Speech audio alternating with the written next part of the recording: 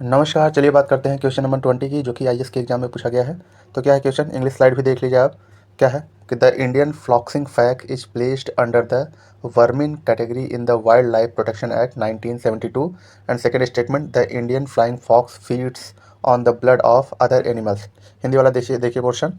तो Indian flying fox को वन्य जीव संरक्षण अधिनियम 1972 के अधीन जो है पीड़क जंतु की श्रेणी में रखा गया है। दूसरा, इंडियन फ्लाइंग फॉक्स अन्य जंतुओं का रक्त पीड़क है। तो इंडियन फ्लाइंग फॉक्स की बात करें तो हम इसको फलाहारी चमगादड़ भी बोलते हैं, ऐसा चमगादड़ जो कि फल खाता है। ठीक है, तो पहला वाला ऑप्शन देखिए, स्टेटमेंट जो कह रहा है कि इंडियन फ्लाइंग फॉक्स वन्य जीव संरक्षण अधिनियम 1972 के अधीन पीड़क जंतु की श्रेणी में रखा गया है। पीड़क जंतु की श्रेणी में रखने का मतलब ये है कि इसे जो है बहुत संकटग्रस्त नहीं है, इसे बहुत ज़्यादा संरक्षण की आवश्यकता नहीं है, इसीलिए इसको हम फलाहारी चमगादड़ कहते हैं। ठीक है, दूसरा क्या है, पहला मतलब सही होगा। दूसरा, इंडियन फ्लाइंग फॉक्स अन्य जंतुओं का रक्त पीता है, तो उसका नाम ही है फलाहारी चमगादड़।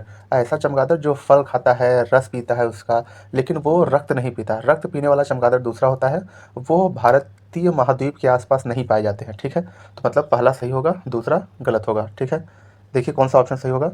तो फर्स्ट सही है, किंतु सेकेंड ऑप्शन गलत है। ठीक है, अब समझते हैं 1972 के बारे में। तो क्या है संरक्षण अधिनियम, वाइल्ड लाइफ प्रोटेक्शन एक्ट जिसे बोलते हैं। तो 1972 का वाइल्ड लाइफ प्रोटेक्शन एक्ट, उद्देश्य क्या है इसका कि भारत में वन्य जीव, पक्षी, पौधे और उनके आवास हैबिटेट्स की सुरक्षा प्रदान करना और अवैध शिकार और व्यापार को रोकना। मुख्य प्रावधान की बात करें तो सुरक्षित क्षेत्र प्रोटेक्शन एरियाज की बात करते हैं। तो किसकी किसको प्रोटेक्शन देता है, कानून के तहत विभिन्न प्रकार के संरक्षित क्षेत्र घोषित किए जा सकते हैं, जैसे national park, wild life sanctuary जिसे अभ्यारण्य भी बोलते हैं, कंजर्वेशन रिजर्व, उसके बाद कम्युनिटी रिजर्व। इन क्षेत्रों में शिकार, शोषण, वाणिज्यिक गतिविधियों पर सख्त नियंत्रण होता है। ठीक है, उसके अलावा क्या है इसके तहत, तो शिकार पर पूर्णतः प्रतिबंधित होता है, ये हंटिंग बैन होती है।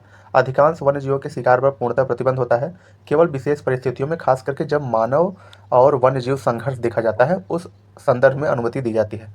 अब बात करें तो इसमें टोटल जो है 6 शेड्यूल दी गई हैं वाइल्ड लाइफ प्रोटेक्शन एक्ट 1972 में। तो देखिए शेड्यूल कौन कौन से हैं। तो शेड्यूल पहला और दूसरा जो है सर्वोच्च सुरक्षा प्रदान करता है, कठोर दंड का भी प्रावधान करता है। इसका मतलब अगर किसी जीव को हम शेड्यूल 1 और 2 में शामिल कर दें तो उसको हम बहुत उच्च स्तर की सुरक्षा प्रदान करेंगे, और अगर उसका उल्लंघन किया जाता है तो कठोर दंड का प्रावधान है। दूसरा देखिए शेड्यूल 3 एंड 4, तो सुरक्षा पर दंड में थोड़ा अपेक्षाकृत कम कठोरता देखने को मिलती है। शेड्यूल 5 की बात करें तो वर्मिन, जो कि हम अभी पढ़ चुके हैं, तो वर्मिन जो होता है इसे खास करके बहुत सुरक्षा की आवश्यकता नहीं होती।